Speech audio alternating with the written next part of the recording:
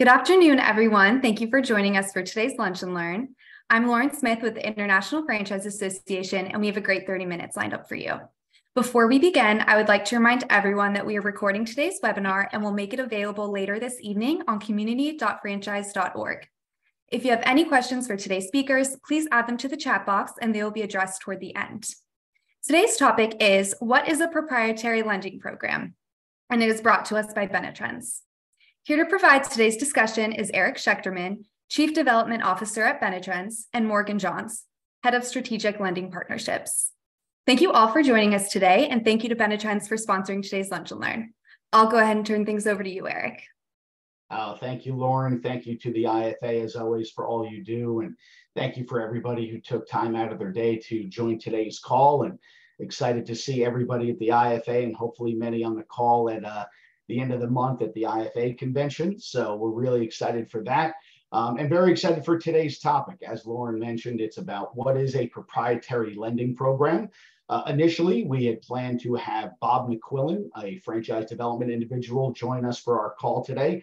Unfortunately, he got pulled into meetings, and I was very fortunate to be able to have Morgan Johns, who is the head of strategic lending partnerships here at Benetrends, join me. But more importantly, why I think Morgan was a great fit is prior to joining Benetrends, Morgan ran one of the nation's largest SBA lending banks, specifically to the franchise industry, and was actually one of the lenders that set up a lot of these proprietary lending programs for different franchise brands throughout the country. So Morgan, thank you for jumping in here. Thank you, Eric. Glad to be here. All right. Well, obviously we want to jump into this topic. But before we do, anytime a topic revolves around SBA, I always like to give a little State of the Union, especially with, I guess this evening, we're having a real State of the Union from the president. So I'd like to just kind of address some things that we see that are going on in the SBA environment. For those that didn't see, last week, the federal prime interest rate was raised another 1/4 point, taking the prime interest rate from 7.5% to 7.75. And when you're dealing with the franchise industry and new buyers, new locations, typically what you're going to find in an SBA loan is those lenders are going to likely add an additional 2.75 to that loan for the terms and conditions. So often what you're going to find in today's market for your candidates that are pursuing your opportunity, especially for new locations, is likely going to be in an interest rate range of that 10.5% interest rate. Now, that being said, most people, buyers, brands, they usually give a lot of pause and like, oh my God, that's such a high interest rate. It's going to spook people away from moving forward. I just thought I would share some information below. And this is directly from the SBA and the Coleman report. And if you look, so the SBA fiscal year begins in October of every calendar year. So if you look on the chart where it shows fiscal year 22 and fiscal year 23, fiscal year 22 is referencing essentially the calendar year of the fourth quarter of 2021. And fiscal year 23 for SBA, which we're currently in, is actually from the fourth quarter of 2022. And if you see those numbers below, you can see that in the fourth quarter of 22 versus the fourth quarter of 21, there were over 4,000 more SBA loans issued in that time period for over $2.3 billion more in funds. And just to give you a little bit of a reference there, the prime interest rate in Q4 of 21 was 3.25%. And in Q4 of 22, the prime interest rate was between 7 and 7.5%. So we're looking at a ×2 increase in prime in those two time periods, yet the higher interest rate time period produced almost twice the amount of loans for over $2 billion more in funding. So, Morgan, I don't want to spend too much time on this, but from your perspective and background, why would we be seeing so many more loans being done when the interest rate is getting to a point where most people would assume this would be scaring people away from SBA funding? What from a lender side kind of adds to this increase in loans? Yeah, I would say two things in particular. There's obviously a lot of variables out there in the economy, but two things primarily. One is the fact that with higher interest rates and uncertainty, some uncertainty in the economy. Now, that's a relative term. There's a wide range of opinions right now, but with the uncertainty in the economy, you have a lot of banks pushing more commercial lending through SBA, which means that's a bank function. The customer, the franchisee may not have chosen SBA, but the bank that they went to looked at their loan proposal and said, or business proposal and said, we can do this, but we're going to do it through SBA. So they start to funnel more and more deals from the bank at the bank level through SBA. It mitigates a lot more risk going into an uncertain economic time period. So that's one part. The other part is, I do think, in the years that I've been doing this, and it's been way too long, that there's also an indication of the attraction of franchise and SBA lending in general, that it's an opportunity for people to leverage their assets, their liquidity, their net worth into owning their own business and becoming an entrepreneur, which I think is also increases during times of uncertainty. People aren't sure what to do. You have folks who this will become a full-time job. You have others that, one spouse works and the other runs the business. But there's a lot of, as I said, a lot of different factors, but there's just an attraction to, starting up your own business or buying a business that also, I think, is reflected in those numbers. Yeah, and I think from a lending side and being more of the sales guy, I simplify things as well. Is with the increased interest rate, banks can make more money on these loans than they used to. They can make more money on the loans. So you have more banks that now have an appetite where 4 or 5 years ago, there might only be 20 banks that would have an appetite for this specific industry. Well, now they're looking at it and saying, well, wait a minute, I can go and make 10.5% on an SBA loan, and a certain percentage of it is guaranteed by the government. Maybe this is a spot that we should be focusing more of our money on.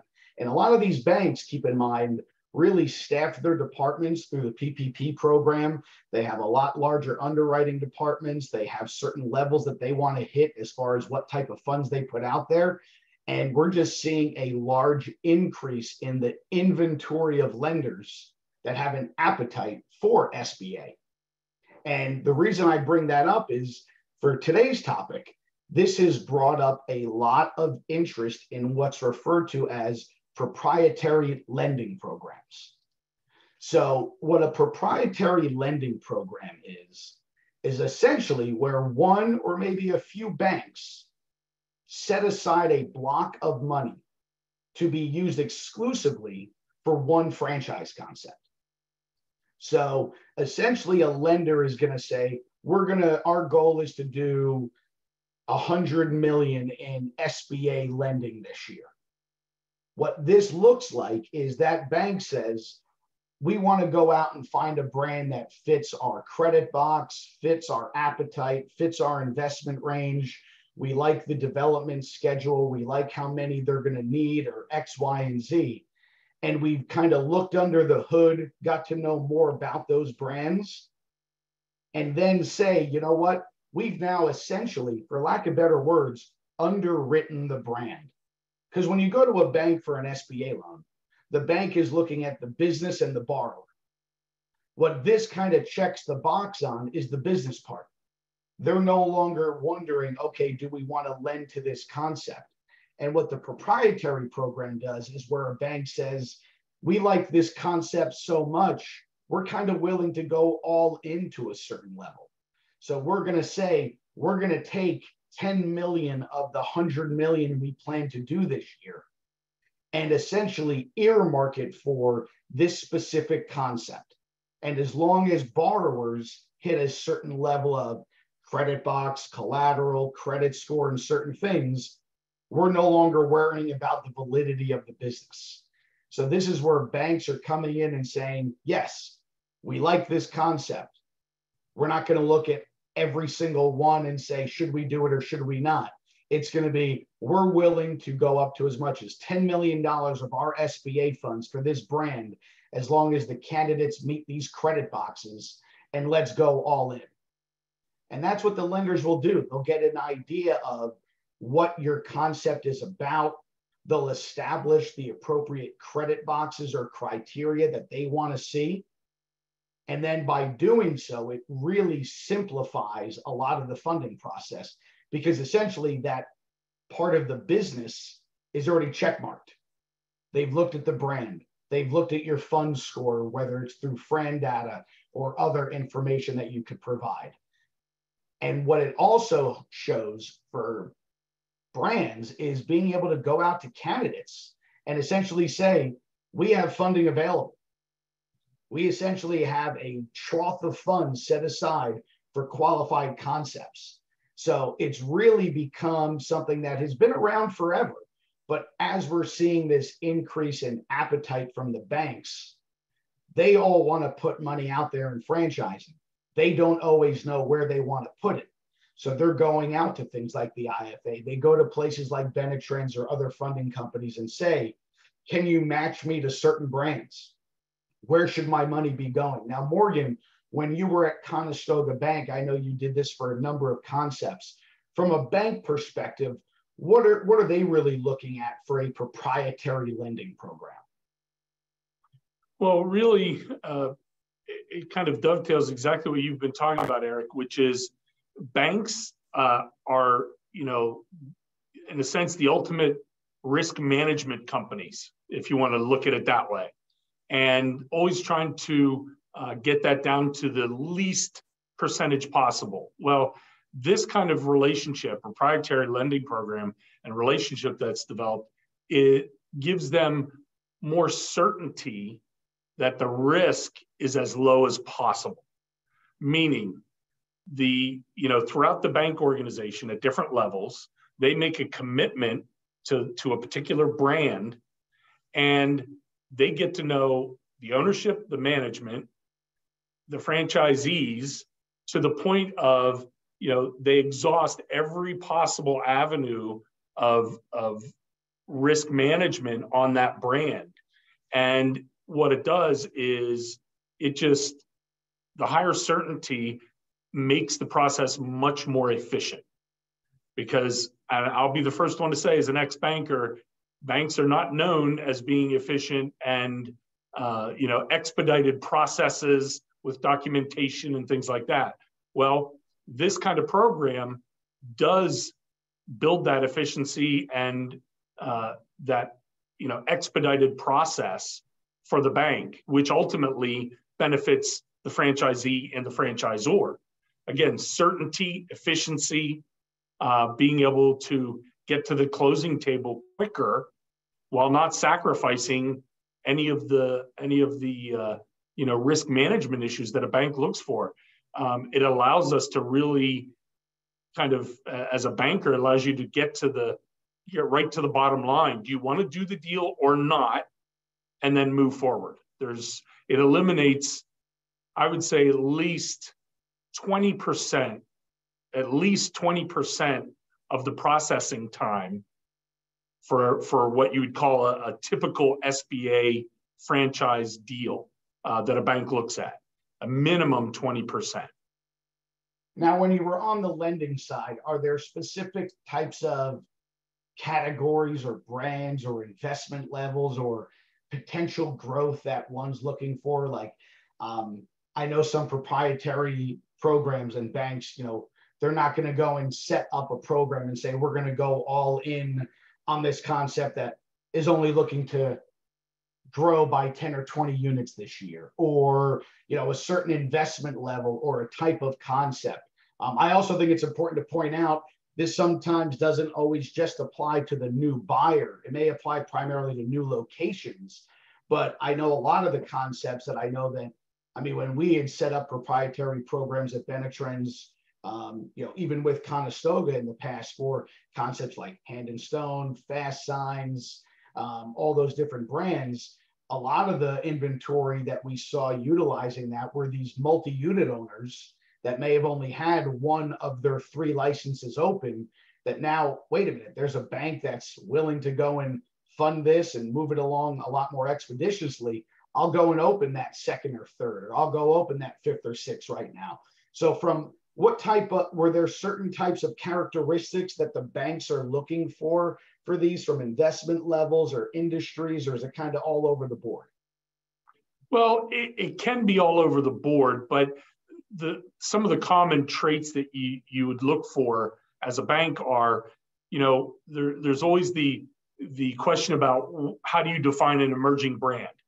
Banks will sometimes say, I know banks that say they don't want to see anything under 100 units, and others say 50, and others have kind of shrugged and said about 10 or 15, as long as there's some history. So it is a broad spectrum of how you define that. But in general, I would say when you're in that 30, 35 unit range that are already open, but you have confidence in the, again, brand, the management, the ownership, and the model that's being presented, the banks are looking for that brand that's going to go from 35 to 100. Now, they're not going to do every deal, but they're looking for somebody with that kind of growth curve that you see in the next 12 to 24 months. A lot of that is determined by the size of the deal, how quickly if it's bricks and mortar, how quickly you can find the location and build it out. So there is some variable there, but that's what the banks are looking for. And as you said, multi-unit. A $500,000 loan to somebody who's doing a 3-pack, the bank is looking at as really $1 million or $1.5 million over the next 18 to 24 months. So one relationship triples really what the initial loan is. So it allows the bank to grow geometrically. It's not one deal at a time. Every time they do one deal for somebody who's doing a 3-pack, it's really mentally they're thinking that's 3, potentially 3.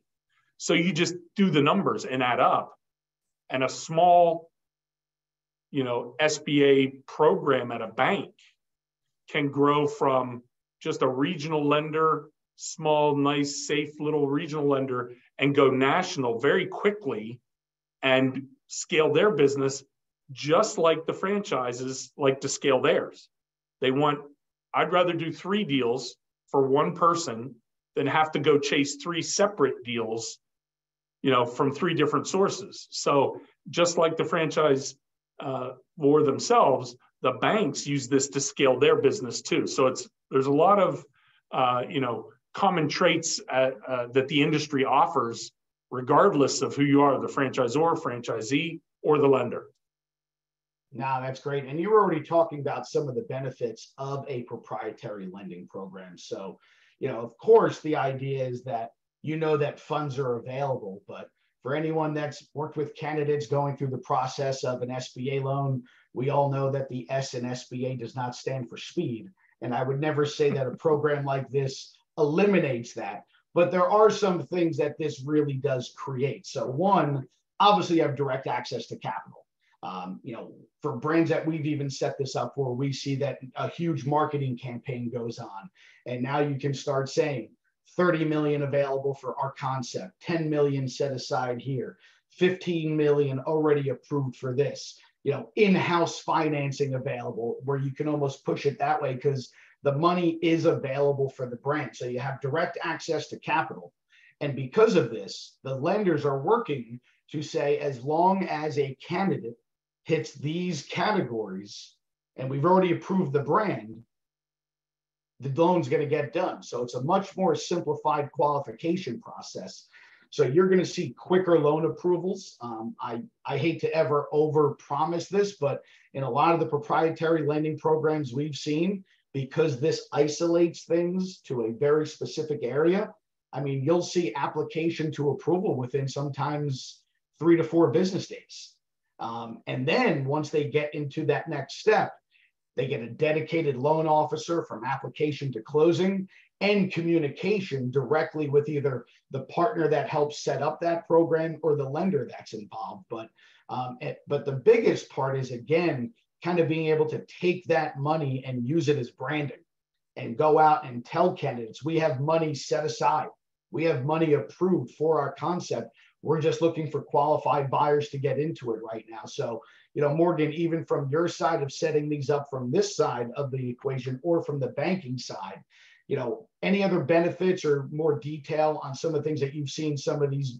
I remember the one concept that we did with Conestoga years ago when you were head of that bank. I mean, they probably burned through the first 10 million within like the first 30 days from existing owners and new candidates. I mean, it just really kind of puts some gasoline on the fire, doesn't it?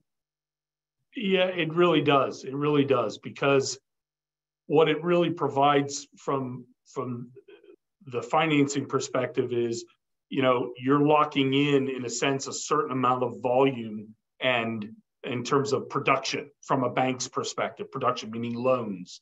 And I think from the franchise perspective, again,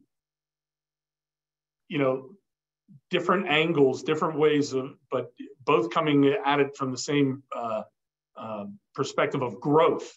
And the franchisor, as you said, I think that allows you to, as the franchisor, to be able to safely say, how many do we want to open this year? We've sold, but how do we open? Well, you open with financing. That's the only way you get open, right? So again, it allows everybody in the process to be a lot more focused and locked into getting the deals done versus a process. For each loan is a different process. Each loan is comes across the desk of the lender, and it's just so much quicker in terms of being able to process it, which then leads to closings, which is really what we're all, the bank doesn't make a dime until they close a loan. The franchisee can't open until they close that loan.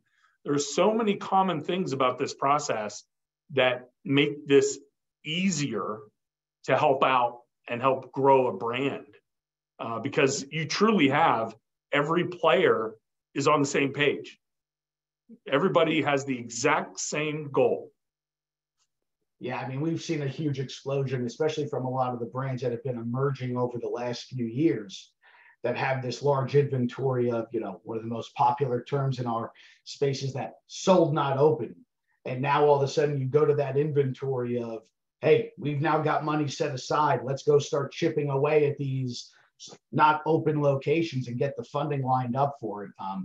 Now, there's a lot of different ways to pursue certain things like this. Of course, from a funding partner side, this is one of the areas that we kind of excel in and have added to what we do, because the biggest magic is we have the lenders. Lenders are contacting us and saying, I have money to put to play. Where should I be putting it? So that's one way of trying to get matched to certain borrowers, but it still amazes me that there are a lot of things that brands can do on their own to help alleviate a lot of these hurdles and create programs like this. So number one, if you're a franchise brand, I've always been amazed by this, how much all of you track.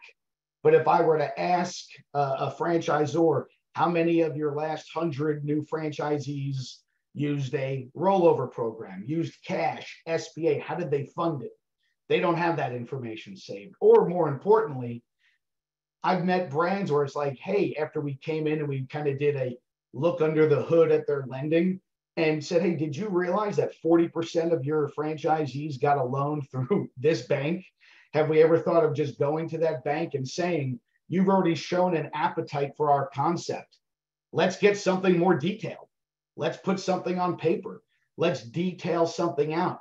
I know something that we've done a lot of at Benetrends and trying to do a lot more, and I think brands should be doing, is lender discovery days. Banks have these appetites. Well, how do you kind of use that appetite to deliver something like this? Invite 3 or 4 lenders to your concept. Have them get a look under their hood. Meet the real estate team. Meet the new membership team. Meet the pre-sales team. Meet the brand presidents.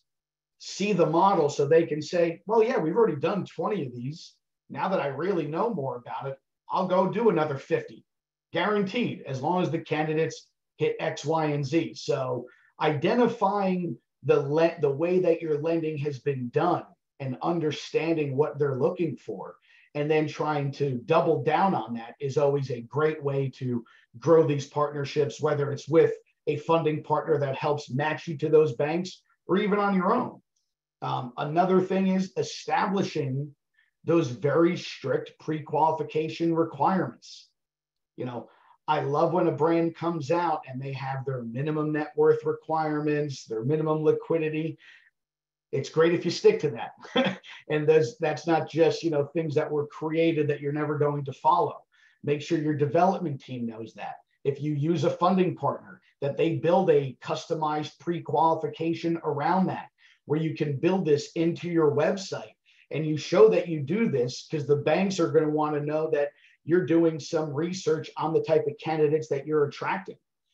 Another part that's great about these proprietary programs, or in having a partner that you can work with, is getting a customized business plan template built. Something that is, we've got our candidate, we've got our bank, and now we've got the paperwork all dialed in. As Morgan said, everybody's all operating on the same page. Will make these things easier. And of course, why I would love to work with all brands. These are all things that all of you guys can do without having to have a funding partner coordinate all this for you. Now, again, that's the benefit of a partner that matches you to the bank, can create a business plan, can create that pre-qualification process. But these are also things that can be done internally. Working with companies like, whether it be FranData, or having some type of next level report that shows the success of your brand, the amount of defaults or success of current franchisees that have taken SBA loans, and showing the training and support that your entire organization has in order to execute things like this. Morgan, any other things that you've seen strategically brands do to make themselves more attractive to lenders, or just to go out and try to find some of these proprietary programs? Or even from the bank side, were you taking a call from just a random franchise, or was it usually something that was more coordinated and matched?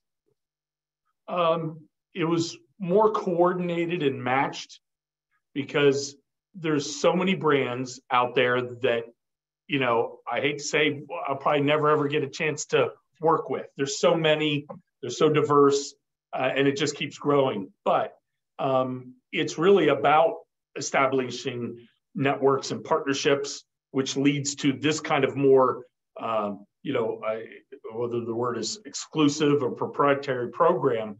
But I would say one of the biggest things for a bank is a management team or ownership or combination thereof of a franchisor, whether it's emerging or mature or any stage in between, is their willingness to sit down with a lender and say, let's sit down and talk about our model, what we do, how we do it.